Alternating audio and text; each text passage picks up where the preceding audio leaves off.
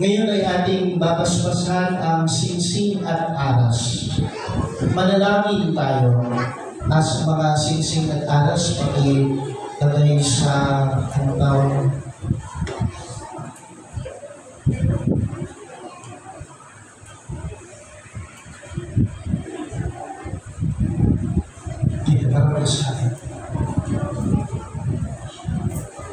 Manalangin tayo. Ama namin mauwid, basbasan mo at kukupin ang iyong mga lingkod na sina Marvin at Jayan, Fernando at Nene.